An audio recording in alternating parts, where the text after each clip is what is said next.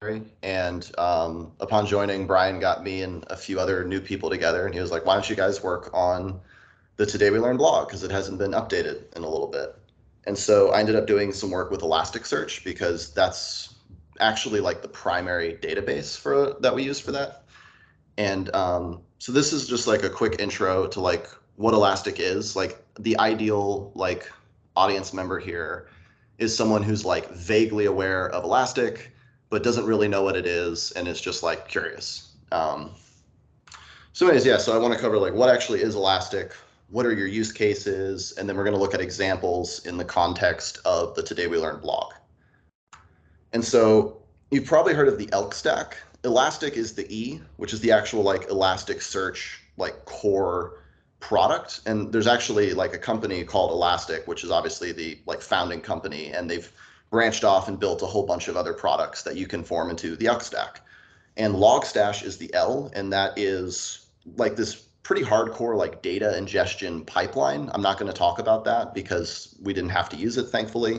And then Kibana is the K, and that is like a Tableau style dashboard utility for inspecting your data and running queries and doing data visualizations. And we actually ended up using that a fair amount to look into our queries and sort of double check that things are running properly. And so when you look at Elastic and you look at the docs and you're like working with the API, it kind of looks like Schrödinger's database, where like it is a database, but it also isn't a database. And like you should put all of your data into it, but also it shouldn't be your primary database. And so it's kind of confusing because it very much so looks like a NoSQL database. You have indices, which are just collections of documents, and they're all in JSON, and they don't have schemas, and it's highly distributed. So you're like, cool, this is another NoSQL database, but it's not. What it really is it's a search and analytics engine. And so like one way I think some people use this is like, let's say you're using like DynamoDB or something. Dynamo is like super fast and it has all, similar things to like I just said, but it really sucks when it comes to queries. In fact, you actually have to have like duplication and replication to query documents in Dynamo in any way that's like useful. And so one way you could do this is you could use like Logstash to set up to where when you get new documents or when you get updates on Dynamo, those would then be like replicated in Elastic. And then you would use Elastic for like all of your queries. And so all the queries for Elasticsearch, they're all like text-centered, and they allow for just sort of like fuzzy searching. It's almost like if you've ever used fuzzy searching in like a text editor, it's like somebody saw that and said, let's just like put that in a database. And so it's a really, really good way, like if you just have a ton of data and you don't really know what to do with it or how to query it, it's a really good way to get like advanced, like powerful search or insights or aggregations basically for free. And so like, I want to propose this problem now to sort of help frame this. Like, let's say you're given a list of JSON documents that represent these blog posts, right? You have a title, you have a body, and you have an author. It's like, how do you make that searchable?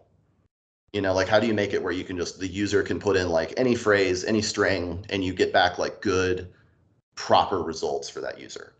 And so we actually had a discussion on this, and my thought was to do something kind of hacky where like we'd pull in all of the authors and we'd have like a mapping of like authors to like blog IDs, like blog posts that they had written. And then you could put that into like a fuzzy searching like library client side, and then you would get, something that's like quasi decent. And then I know Brian brought up making like a data structure at build time where you would create some sort of searchable structure, and then you would serialize it, and then you would load that on the client. And that would be like a lot faster, but it would be pretty complicated. And so it's like, how do you do this? Like, is there an easy way to solve this? And the answer is yes, just use Elasticsearch. And so this is like the actual code and query for TWL's search feature, which hopefully will be deployed soon.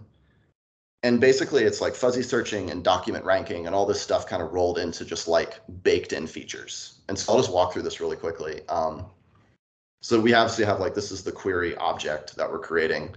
We're telling it which document index we want to search into.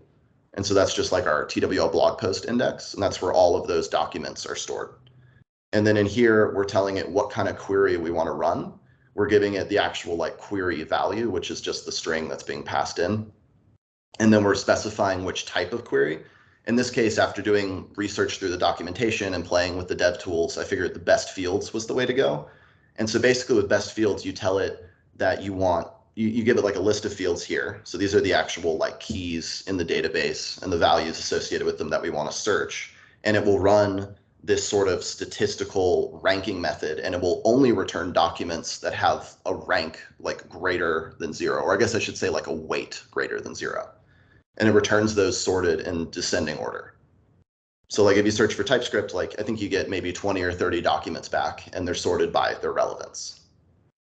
And so this doesn't require like any configuration. You don't have to go in and build like search indexes. Like if you've ever used Firebase before, if you want to do a query like this, or even like any kind of query in Firebase, you actually have to create like an index on the value you're trying to search. And that has to be like built beforehand. And that builds in like redundancy and takes up more memory and storage. And if you're at like scale, that's like, expensive. With Elasticsearch, this is all just built in. There's no extra configuration. And so here's a demo just as a GIF of what this looks like on TWL.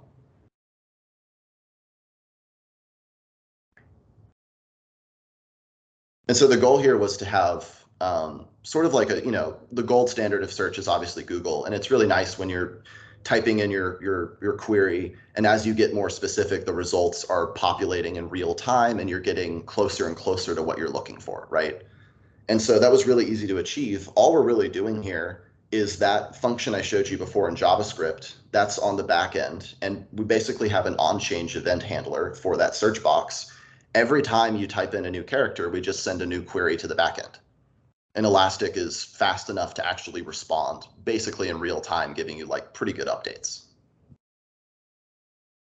And so this led me to the next thing, which was doing tagging for posts. There's a little over 200 posts on the blog, and it'd be really nice to have tags because that's like, that's just like a feature you assume exists on a blog. And so we didn't really want to ask people who have written a lot of posts to go back to the markdown and add like front matter, which would add like categories and dates and all that kind of stuff. That didn't really seem fair to people who have written maybe like 10 plus posts. And we didn't really want to have people have to go into like a tool and automatically do it. So then we had the idea of like, well, what if we just flip the search function around and like aimed it back at Elastic itself and used that same query to only pull relevant documents so that we can auto tag them. And so that's sort of what we ended up with. Basically, the first red arrow, that search function here is exactly the one I showed you in the previous slide. And we just have a list of tags, like TypeScript, JavaScript, Java, whatever, right? We pull those documents, and remember, it only returns documents that are relevant. So if it has no mention of that, it doesn't return them at all. And then we look up their transitive tags. And this was an idea I had for, like, you don't want to, just because something is a React post doesn't mean it's going to like mention the phrase front end. So you can't like search for front end that way. But if it's a React post, then transitively, it should also be a front end post. And so that's all these tags are. Like if it's Python and like pandas or something, it'll tag it as like data science. And so then since we're schemaless, all we do is we pull in all the relevant posts, we iterate through them, and then we add the appropriate tags to the document itself. And so we ended up getting these results initially. And so like 23% are TypeScript, 20% are backend. So maybe the blog is like a little bit more front end heavy in terms of the people posting on it. And then all of this was generated with Kibana, which I'll look into a little bit more later. But yeah, like all of this was pretty easy to do. It's basically 2 functions and then just setting up the actual connection to Elastic. And so that's really like the main, I think, driving force behind like why you would adopt or use this is you get so much value out of it for like almost free, right? Other than having to have like a second data store. And so now I just wanted to talk quickly about what it's like to code with the Elastic API in Node specifically. And it's actually really nice. All of the docs are in JSON, which is a derivative of JavaScript. So that's obviously a great match. And then also all of the queries are JSON, which is really nice because you're basically getting a one-to-one mapping between your DevTools environment and your actual like node-based queries. And that came in handy a couple of times. Because when I was learning about Elastic, I obviously I have no idea what I was doing. I had to go through the documents and figure out generally like, okay, what kind of queries are there? What kind of query do I want? And a lot of that was just spent in this DevTools environment, where on the left here we have a JSON editor. And obviously this first line is not valid JSON. That is something for configuring which index you're searching and then like how you're searching it. But from lines 2 and beyond, it is valid JSON. And then on the right, we have our results. And so you can come into here in DevTools, and this is in Kibana, and you can just query your instances or your indices or whatever you're doing, and you can search and perfect your query until you get it just right, and then you can just translate it directly into JavaScript. Or I assume if you're in another API, you might be able to just take the actual JSON and just feed that into the Elastic API itself. And so you can see like really the only difference here, I mean, obviously we have this, but this is all configuration handled here. The only difference really between these two things is that you have this enclosing body object. That's pretty much it. And I know that another person working on TWL was actually able to use this as well. He had some like finicky data he needed to query, and it was a similar situation where it's really nice just to be in DevTools with that rapid feedback and then be able to jump directly from that into your actual like code in practice. And then the last thing I'm gonna talk about with this is TypeScript support. So like theoretically it has TypeScript, and that's pretty important because obviously like you're pulling a specific kind of document with a specific like shape to its data, and being able to use like generics with it would be great. And you kind of can, but you have to do this here. Like, and this is obviously where you specify your generic type. And so, yeah, that was a little frustrating. I did actually have to use a debugger to like look at data that it had fetched before it was being like parsed so that I could figure out how to type it. But that would be like my only real complaint. Basically, like Elasticsearch gives you aggregations on your data, it gives you an analytics, it lets you create visualizations, it lets you do all this great stuff, and it's basically zero configuration. And yeah, that's the end of my talk. Cool, thanks, Andrew. That was awesome. I definitely have a few questions. I don't know if anyone else maybe wants to jump in first.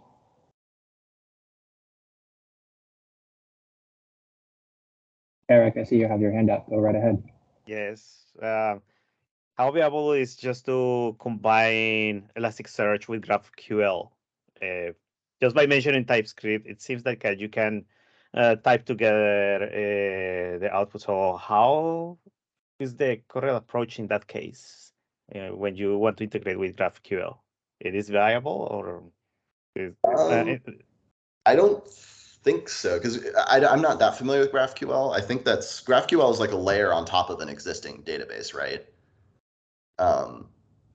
Like presumably if you were using like GraphQL with Postgres, I think what you would do in that case is you wouldn't interface it with GraphQL, you would probably interface it with the actual database, right? And then you would have whatever data you wanted to be queryable would then go from Postgres into Elastic. I assume that's how that would work, but I'm not totally sure. I suppose what you could do is you could expose the search results through a specific GraphQL query. And so in like a REST API, for example, if you had your own REST API, you might have a search endpoint, and that search endpoint, when the controller for that runs, you go and hit the Elasticsearch APIs, and then you forward the results on. I suspect that you can do that same exact technique, but expose a GraphQL query that is specifically search oriented. I don't know if it would need to be a query or a mutation in the way that GraphQL is set up, but I don't see any reason why you couldn't expose search results through a GraphQL API. Okay, sounds good. Thank you.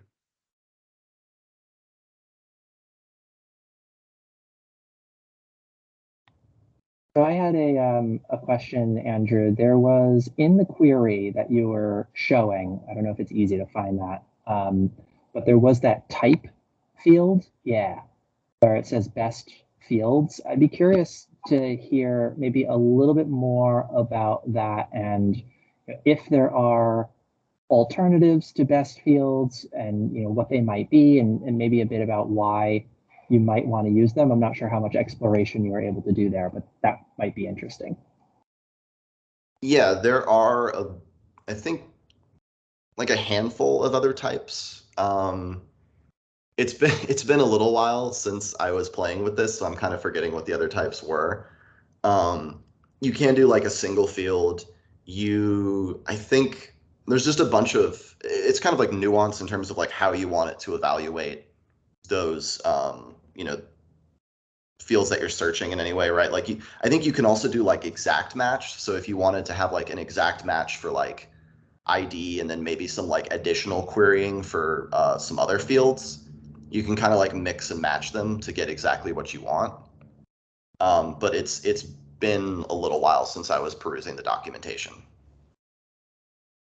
Got it. And then I assume the best fields type works in conjunction with that array of fields that's directly below it. Yeah, exactly. Did you need to do anything with the index to kind of set it up to work with best fields, or was that yet another example of this just works out of the box? Yeah, it just works out of the box. You don't have to create like a search index or anything else. It's just default behavior. Cool. Interesting.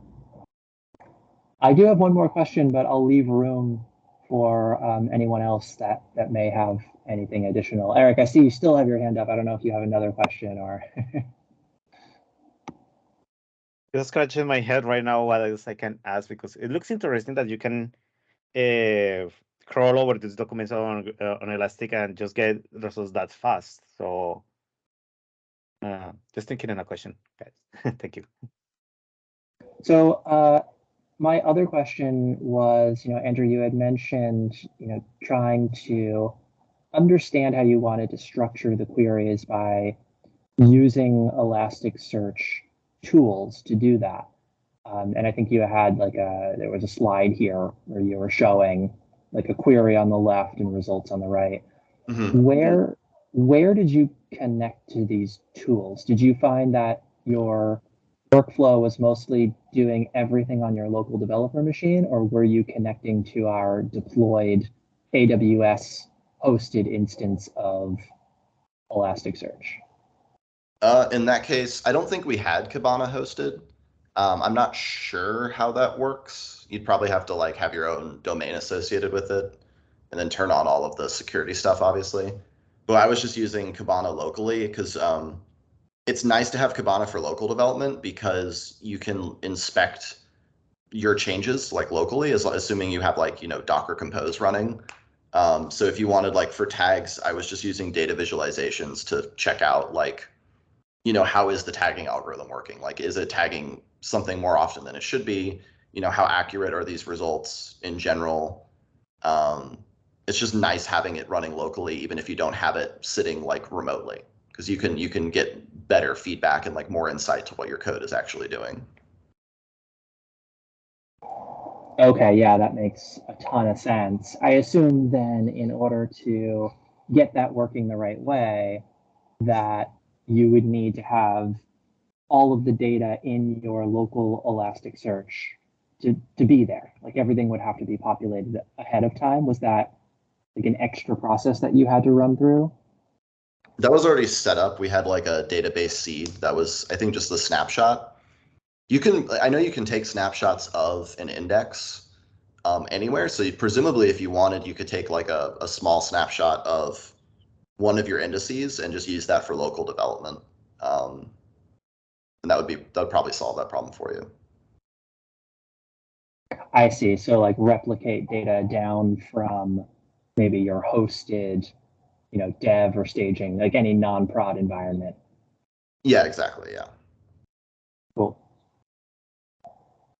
Cool. Were there any kind of monitoring tools that come along with this? I mean, I don't believe we're using any of those currently, but just through kind of your exploration, my thought being, I wonder if Elastic provides tools specifically to monitor not only uptime status, but maybe things like basic analytics or even like resource consumption, things along those lines?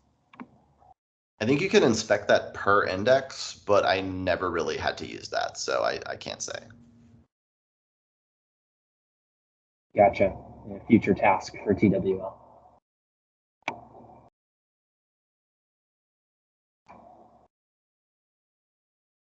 Cool. Well, this is great. I mean, that's all of the questions that I have. Definitely happy to leave a bit more time if any other folks kind of have further questions. Feel free to jump in.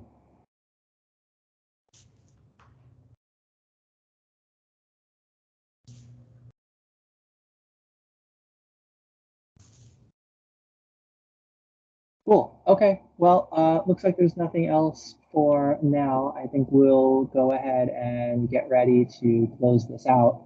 Definitely thanks, Andrew. This was really, really fun. Very cool to get a look at this. As always, for anybody else on the team, thanks for joining. First of all, really appreciate the support. If anybody else would like to host their own Tech Talk, we can absolutely get something scheduled and provide support to create all of the content.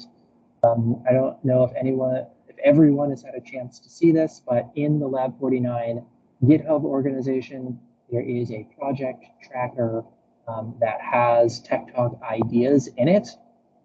Most of those ideas are unclaimed ideas, things that would be interesting for the rest of the team to hear about. So if any of those seem interesting, please feel free to claim them. I will post a link to that project tracker in this chat so that you have it. Other than that, inside in that project tracker, there are a number of Tech Talk ideas that are in progress right now. So you can look forward to seeing these talks being scheduled in the near future. I just posted a link to that project tracker in the chat, so please check that out. Please feel free to add more ideas that you think are interesting, that you would like to hear about. And if you'd like to do your own Tech Talk, please feel free to claim one of these ideas and start developing the content. Other than that, I'm going to kill the recording.